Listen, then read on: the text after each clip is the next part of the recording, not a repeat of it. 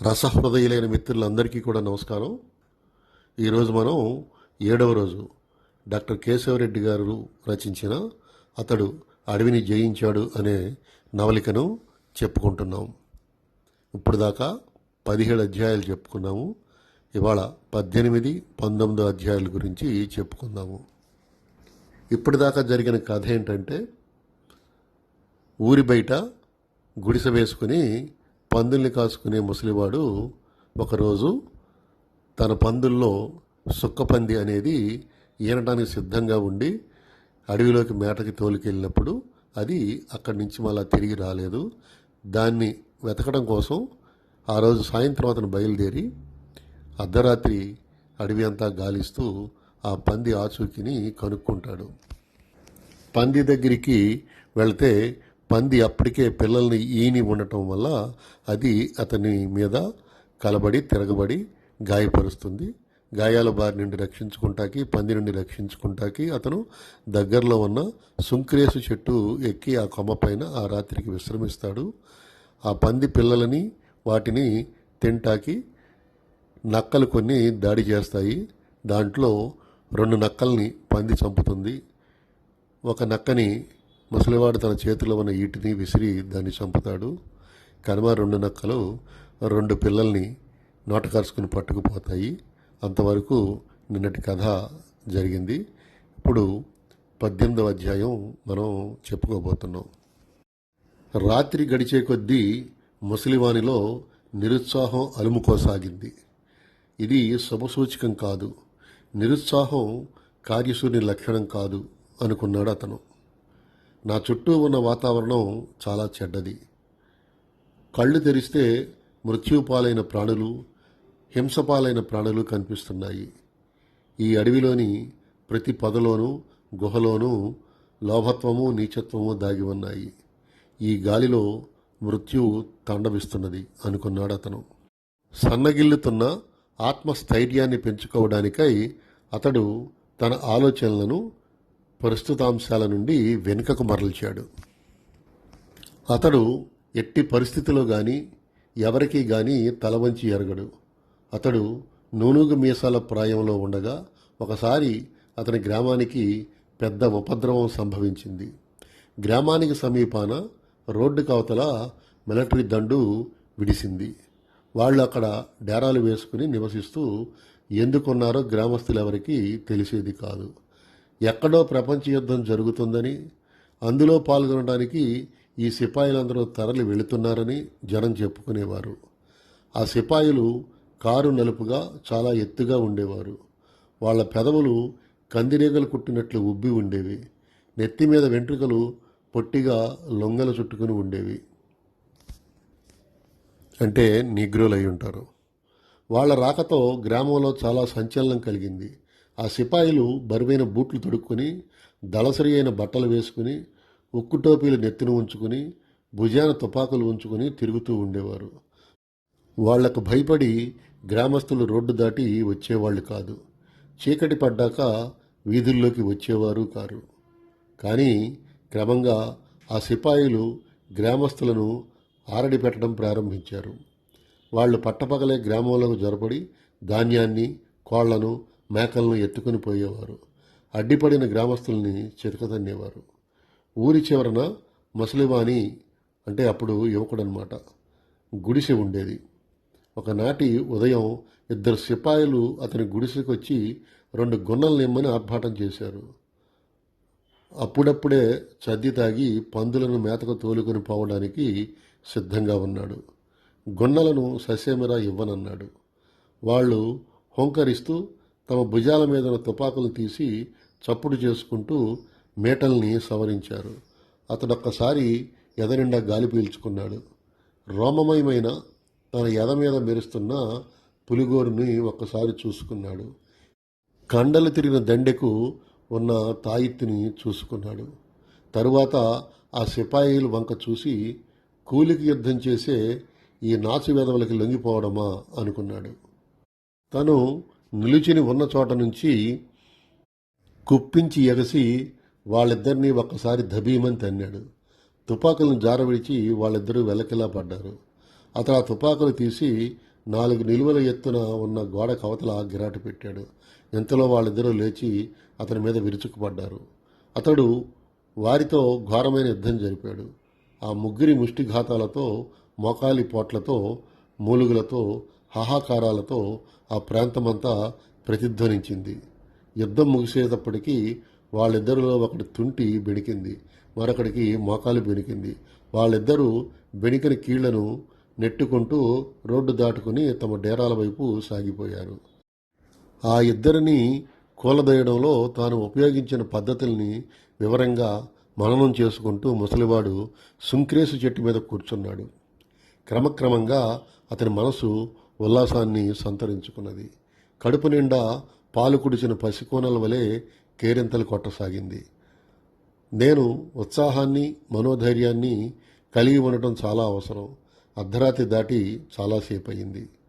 ఇది మొదలు వేగుచుక్క పొడిచేదాకా క్రూర మృగాల బెడద ఎక్కువగా ఉంటుంది అనుకున్నాడు అతడు. తోటివాడిని చంపి పడవేసినంత మాత్రాన శత్రువులందరినీ నిర్మూలించేసినట్టు కాదు. భీకరమైన పోరాటానికి నేను సన్నిధుడనై ఉండాలి అనుకుంటూ అతడు తన రెక్కల్ని పైకెత్తి మెడను వెనక్కు విసిరి ఒళ్ళు విరుచుకున్నాడు. రణోత్సాహం అతనిలో ఉబుకుతున్నది. అతని కుడి చేతి పిడికిలి ముడుచుకుంటూ తెరుచుకుంటూ ఉన్నది. ఆ వ్రేళ్లు దేనికోసమో వెదుగుతున్నట్లు అతనికి అనిపించింది. అప్పుడు అతనికి ఈటే జ్ఞాపకం వచ్చింది. తేంట్ర పద వద్ద నక్క తలలో ఈటి గుచ్చుకుని ఉన్నది. నేను నిరాయుధుడై ఒక్క క్షణమైనా ఇక ఉండడానికి వీలు లేదనుకుంటూ ముసలివాడు కొమ్మ మీద నుండి బోదె వైపున కూర్చునే జరగసాగాడు. బోదె నుండి కొమ్మ ప్రారంభమవుతున్న చోట అతడు కూర్చున్నాడు. అతనికి సొక్కపంది కూరలు జ్ఞాపకం వచ్చాయి. తన తొడల వైపు చూసుకున్నాడు. ఈటెను తీసుకుని పందె కూరల నుండి తప్పించుకుని రావడంలోనే ఉంది నా చాకచక్యం అనుకుంటూ అతడు తేంట్ర పదలోకి చూశాడు. సొక్కపంది ముట్టిని నేల మీద వేసుకుని మౌనంగా, నిశ్చలంగా పడుకుని ఉన్నది. దాని వీపు మీద గాయం నుండి రక్తస్రావం ఆగిపోయి ఉంది. గాలి తేంట్ర పదవైపు నుండి మందంగా వీస్తున్నది. ముసలివాడు కొమ్మ మొదట కూర్చుని గాలి ఆగగానే కిందకి దిగుతాను, మళ్ళీ గాలి ప్రారంభం కాకముందే ఈటెను దొరకబుచ్చుకుని చెట్టెక్కుతాను అనుకున్నాడు. చెట్ల కొమ్మలు మెల్లిమెల్లిగా కదులుతున్నాయి. బూరిగ దూది బంతులు బంతులుగా గాలిలో తేలియాడుతున్నది. ముసలివాడు చెట్ల కొమ్మలను, బూరిగ దూదిని గమనిస్తూ కూర్చున్నాడు. కొంతసేపటికి గాలి గప్పున అణగారిపోయింది. చెట్ల కొమ్మలు నిశ్చలమయ్యాయి. బూరిగ దూది మెల్లగా కిందకు దిగసాగింది. ముసలివాడు లాఘవంగా చప్పుడు కాకుండా కొమ్మ మీద నుండి కిందకు దూకాడు. క్షణం ఆలస్యం చేయకుండా ఉరికి నక్క తలలో ఉన్న ఈటెను లాగి చేతబట్టుకుని మెరుపు వలె వెనుకకు తిరిగి చెట్టెక్కి కూర్చున్నాడు. గాలిదేవుడు నన్ను దయచూశాడు. లేకుంటే నేను చెట్టు దిగడానికి సాహసించి ఉండేవాణ్ణి కాను. ఒకవేళ దిగి ఉన్న పంది చేత కాట్లు తినకుండా ఉండేవాణ్ణి కాను అనుకున్నాడు అతను. బూరిగ దూది బంతులు ఒక్కొక్కటిగా భూమి మీద వాలుతున్నాయి. ఈటె చేతిలోకి రావడంతో తన యుద్ధ సన్నాహాలన్నీ పరిపూర్ణమైనట్లు ముసలివానికి అనిపించింది. ఆ ఈటె దాదాపు 30 ఏండ్ల క్రితం అతనికి స్వంతమైంది. అప్పట్లో దాని పొడవు ఇప్పటికన్నా జానెడు ఎక్కువగా ఉండేది. అవిరామంగా ఉపయోగిస్తూ ఉండటం వలను, సాన పెడుతూ ఉండటం వలను అది జానెడు కుంగిపోయింది. ఈటె చేతిలో లేకుండా అతనెప్పుడూ గుడిసెను వదిలేవాడు కాదు. దాన్ని అతడు తన అంగాంగాల్లో ఒకటిగా భావించేవాడు. ముసలివాడు ఈటెను ఒడిలో అడ్డంగా ఉంచుకుని కూర్చున్నాడు. ఈ సన్నాహాలన్నీ అనవసరమేమో. ఇక క్రూరమృగాలేవి తేంట్ర పదపై దాడి జరపకపోవచ్చు. శేషరాత్రి ప్రశాంతంగా గడిచిపోవచ్చు అనుకున్నాడు అతడు. అది అసంభవం. ఏ ప్రాణి జీవితం కానీ శత్రుభీతి లేకుండా గడవడం ఏ యుగంలోనూ జరగలేదు అని అతడు తనను తాను ఖండించుకున్నాడు. ఇప్పుడు 19వ అధ్యాయం. సుంక్రేసు చెట్టు వెనుకనున్న పొదలో నుండి జముడికాకి గూ గూ గూ అని అరుస్తుంది. అది మిడతలను తిని అజీర్తితో మొలుగుతోంది. ఉన్నట్టుండి పిశాచాల ఆగమనాన్ని సూచించినట్లు గాలి ఉధృతంగా వీచసాగింది. బూరుగు దూది బంతులు గాలిలో తేలుతూ పరిగెడుతున్నాయి. చెట్లు కొమ్మలు ఒకదానికోటి రాసుకొని కీచుమని సందడి చేస్తున్నాయి. ఈ సందడిలో సుదూరంలో ఎక్కడో కొన్ని నక్కలు ఊళలు వేయడం ముసలివానికి వినిపించింది. అతడి ఒళ్ళు జల్లుమన్నది. వీపు మీద కొరడా తాకినట్లు అతడు వెనుతిరిగి చూశాడు.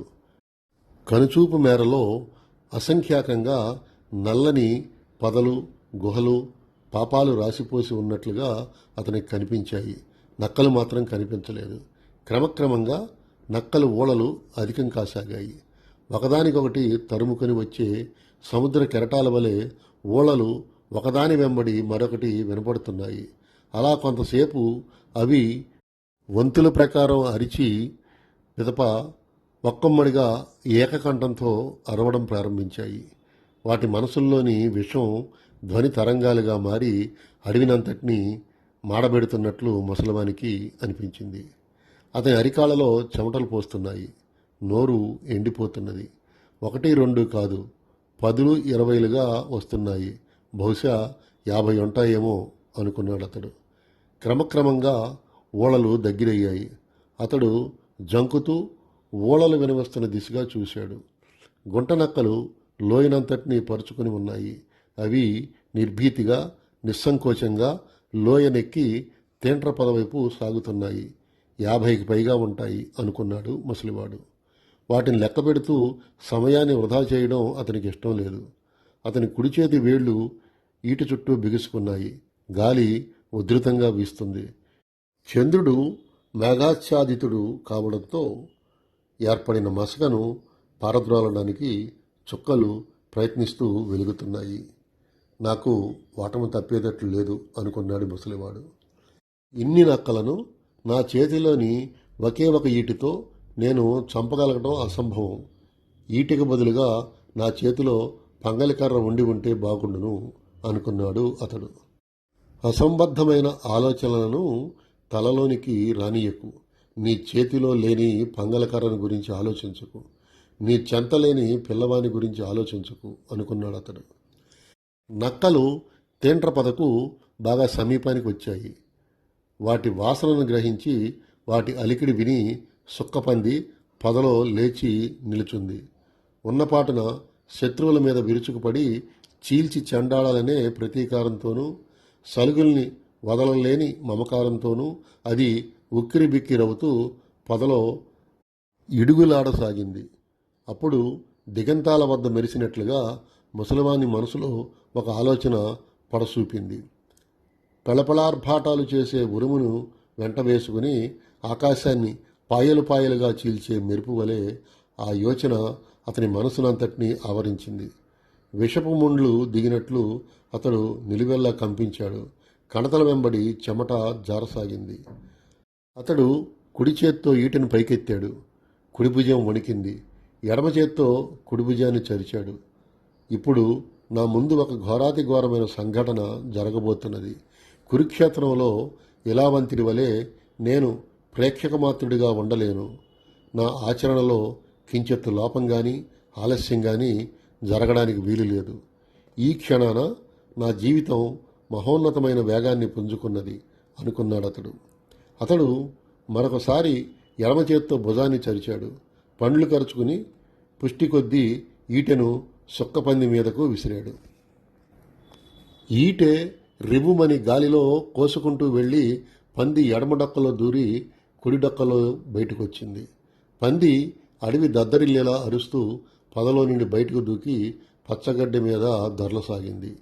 ఈటే పంది దేహంలో దిగటము, ముసలివాడు చెట్టు నుండి కిందకు దూకటము ఏకలిప్తిలో జరిగాయి. కిందకు దూకిన అతడు నక్కల వైపు తిరిగి భయం గొలిపేలా అరిచి వంగి 2 చేతుల్లో 2 రాళ్లను తీసుకుని నడుమెత్తాడు. నక్కలన్నీ దిక్కికొక్కటిగా పలాయనం అవుతూ ఉండటం అతనికి కనిపించింది. తోకలను తొడల సందున ఉంచుకొని అవి పరిగెడుతుండగా వాటి వెనుక దుమ్ము మేఘం వలె లేస్తుంది. వాటి కాళ్లకు తగిలి గులకరాళ్ళు ఒకదాని మీద ఒకటి పడి నిప్పురవ్వలు పుట్టుతున్నవి. పిరికితనంతో ప్రాణభయంతో పరిగెడుతున్న వాటికేసి అతడు అసహ్యం జుగుప్సా నిండిన కళ్ళతో చూస్తూ నిల్చున్నాడు. అవి కనుమరుగయ్యాక అతని చేతిలోని రాళ్ళు కింద పడ్డాయి. అతడు నడుము మోకాళ్ళు వంగుతూ ఉండగా నడిచి సుక్కపందిని సమీపించాడు. అది నల్లగుండు వలె నిశ్చలంగా పడి ఉంది. దాని రొమ్ముకు అడ్డంగా ఈటు గుచ్చుకొని అలాగే ఉన్నది. దాని పక్కలు జబ్బలు రక్తంతో తడిసి ఉన్నాయి. ముసలివాడు తన 2 చేతులను ఈటు చుట్టూ వేసి ఎడమ పాదాన్ని పంది ముట్టి మీద వేసి ఒక్కసారి పెద్దగా ముక్కి ఈటెను ఊడలాగాడు. గడ్డకట్టిన నెత్తురు ఈటె మన వెంబటి జారుతూ ఉండగా దానిని అతడు చంద్రునికి అడ్డంగా పైకెత్తి పట్టుకుని రుద్దమైపోతున్న కంఠంతో గట్టిగా సుక్కపందిని సంపుకొంటిని, సేజేతిలా సంపుకొంటిని అని అరిచాడు. తరువాత అతడు ఈటెను భూమిలోనికి కస్సుమని దిగవేసి దానిపైన చేతులు వేసుకుని తగ్గు స్వరంతో, వేరే దోవ లేకపోయే, సలుగుల్ని కాపాడుకునేదానికి వేరే దోవ లేకపోయే అన్నాడు. చంద్రుడు మబ్బుచాడు నుండి బయటకు వచ్చాడు. గాలి యథాప్రకారం పిశాచాల నాట్యానికి వంతపాడుతున్నట్లు సందడి చేస్తూ వీస్తున్నది. ముసలివాడు ఈటెను వదిలిపెట్టి తేంట్ర పొదలోకి నడిచాడు. 8 సలుగులు ముద్దుగా దాగాడుతున్నాయి. అతడు మోకాళ్ళ మీద కూర్చుని 2 చేతుల్లో 2 సలుగుల్ని తీసుకున్నాడు. వాటిని ఆప్యాయంగా చూస్తూ అతని ముఖం మీద ఉన్న ముడతలు రెట్టింపు అయ్యేటట్టుగా చిరునవ్వు నవ్వాడు. వీటిని పెంచి పెద్ద చేయడం ఎలాగా అని అతడు ప్రశ్నించుకున్నాడు. నా దొడ్డిలో ఇంకో సుక్కపంది ఉంది. అది మొన్ననే సలుగుల్ని ఈనింది. ఈ సలుగుల్ని తీసుకెళ్ళి దాని చెంత వదులుతాను అనుకున్నాడు అతడు. సుక్కపందులు పరాయి సలుగులను దరిచేరనీయవేమో. అవి పరాయి సలుగులకు పాలివ్వడం ఎవరూ వినలేదు కనలేదు అని అతని సందేహం కలిగింది. అంతా సంభవమే. ఇతరులు కని విని ఎరుగని ఎన్నో చేశాను, ఇంకా చేస్తాను అనుకున్నాడు అతడు. తాను కూర్చుని ఉన్న చోట నుండి అతడు సుక్కపంది వైపు చూశాడు. నా చేతులతో పెంచి పెద్ద చేసిన పందిని నా చేతులతోనే చంపుకున్నాను. దానిని నేనెన్నటికీ మర్చిపోను. ఆ మరణానంతరం నాకది ప్రతి రాత్రి కలలో కనపడుతూ ఉంటుంది అనుకున్నాడు అతడు. గాలి గుప్పున ఆగిపోయింది. గాలిలో ఎగురుతుండిన ఎండుటాకులు గిరగిరా తిరుగుతూ భూపతనం కాసాగాయి. తలలు వంచుకొని ఉండినట్లు చెట్లు నిటారుగా నిల్చున్నాయి. యుద్ధం ముగిసింది అనుకుంటూ ముసలివాడు పైకి లేచాడు. నల్లని పెట్టెలు కొన్ని గీ గీ గీ గీ అని అరుస్తూ ఆకాశంలో ఎగురుతూ పోతున్నాయి. కబోది పిట్టలు కూడా గోళ్లకు ప్రయాణమవుతున్నాయి. త్వరగా వేగుచుక్క పుడుతుంది. పొద్దు పొడిచేలోగా నేను గుడిసిని చేరుకోవాలి అనుకున్నాడు ముసలివాడు. సలుగులు కీచుకీచుమని చప్పుడు చేస్తున్నాయి. ఊతకర్రలను పోగొట్టుకున్న గుడ్డివాళ్ల వలె తడబడుతూ అటు ఇటు ప్రాకుతున్నాయి. మెత్తగా కంపిస్తున్న వాటి డొక్కలను చూస్తూ ముసలివాడు యుద్ధం ముగిసిందని నేను అనుకోవటం పొరపాటు. పొద్దు పొడిచేలోగా ఈ సలుగుల్ని గుడిసె వద్ద దొడ్డిలో ఉన్న సుక్కపంది వద్ద వదిలి పాలు కొడపాలి. పాలు లేకుండా ఈ పసిప్రాణాలు ఎంతోసేపు బతకలేవు. పొద్దు పడిచేలేగా గుడిసెకు వీటిని చేరవేయటం అత్యవసరం. నక్కలను, తోటిగువ్వను, చివరకు సుక్కపందిని చంపి సలుగుల్ని కాపాడుకోవటం ఒక ఎత్తు. కాపాడుకున్న సలుగుల్ని పొద్దు పొడిచేలోగా గుడిసెకు చేర్చడం మరొక ఎత్తు. కనుక యుద్ధం ముగిసిందని నేను అనుకోవడం పొరపాటు. ఇప్పుడు నా బలహీనతయే నా శత్రువు అనుకున్నాడు అతను. అతడు గడ్డి చాటును పడి ఉన్న కత్తిని తీసుకుని లోయకు అవతల వైపు గట్టున ఉన్న వెదురు పొదల వైపు నడిచాడు. 2 వెదురు బొంగులను నరికి భుజాన వేసుకుని సుంక్రేసి చెట్టు కిందకు ఈడ్చుకొచ్చాడు. వెదురు బద్దలను చీల్చి ఆ బద్దలతో తేంట్ర తీగలతోనూ గంప నల్లడం ప్రారంభించాడు. గుడిసెలో పిల్లవాడు నా కోసం ఎదురు చూస్తూ ఉంటాడు అనుకున్నాడు ముసలివాడు. వాడి రాత్రి జాగరం చేసి ఉంటాడు. తిండి నీళ్లు కూడా ముట్టుకోకుండా నా కోసం కళ్ళలో ఒత్తులు వేసుకుని చూస్తూ ఉంటాడు. నేను అడవిలో సుక్కపంది కోసం వెతుకుతూ తిరుగుతున్నంతసేపు, దాని కాపలా కాస్తూ సుంక్రేసు చెట్టు మీద కూర్చుని ఉన్నంతసేపు, దానిని గంపలో వేసుకుని తిరుగు ప్రయాణంలో ఉన్నంతసేపు, వాడు గుడిసె ముందర కూర్చుని నా కోసం ఎదురు చూస్తూనే ఉన్నాడు. నా క్షేమం కోసం, పందుల క్షేమం కోసం 1000 దేవుళ్లకు మొక్కుకొని ఉంటాడు. సుక్కపంది సరిపోయిన వైనాన్ని, నా తొడలు చిన్నాభిన్నమైన వైనాన్ని చూసి వాడు ఎలా ప్రవర్తిస్తాడో. వేదన తాళలేక నేల మీద పడి దొర్లుతూ ఏడుస్తాడేమో, లేక గుడ్ల నీరు కక్కుకుంటూ నా ఒడిలో దూరి రోదిస్తాడేమో. అతడు గంప నాడడం పూర్తి చేసి పైకి లేచాడు. సుక్కపందిని ఎత్తి గంపలో వేశాడు. దాని మీద జానడెత్తు కానుగాకులను పరిచి ఆ పరుపు మీద సలుగుల్ని ఒక్కొక్క దాన్ని నాజూకుగా తీసుకెళ్లి ఉంచాడు. గంప నెత్తి మీద పెట్టుకోవడానికి అతడు ప్రయత్నించాడు. ఎంత ప్రయత్నించినా గంప భూమి మీద నుండి పైకి లేవలేదు. అతడు గోచెను సవరించి కట్టుకుని అరచేతులను ఒకదానికొకటి రాచుకుని గుండెల నిండా గాలి పీల్చుకుని మళ్ళీ ప్రయత్నించాడు. నేల మీద గంప కసగలేదు, మెసగలేదు. అతడు తన ప్రయత్నాలను విరమించుకొని గంప పక్కన కూర్చుని పరాజయాన్ని పొందిన తన దండలను చూసుకున్నాడు. నా వయస్సు పడమరికి వాలి చాలా ఏండ్లయింది అనుకున్నాడు అతడు. తను కూర్చుని ఉన్న చోట నుండే చుట్టూ చూస్తూ ఎవరైనా చేయి ఆసరాగా ఇచ్చి ఈ గంపను నా నెత్తిన పెడితే బాగుండును అనుకున్నాడు. శవాలు, చెట్టు, లోయలు, శిలలు తప్ప అతనికి మరేమీ కనిపించలేదు. తాను ఆశించిన సహాయం కోసం ఎదురు చూస్తూ అతడు కూర్చోదలుచుకోలేదు. కాలయాపన అన్నది ప్రస్తుతం అతడు కలలోనైనా చేయలేని సాహసం. ఈ గంప ఎంత బరువుంటుందని నేను అనుకోలేదు. మరి లోకంలో ఉండే వైరుధ్యమంతా ఈ గంపలోనే ఉన్నదాయే.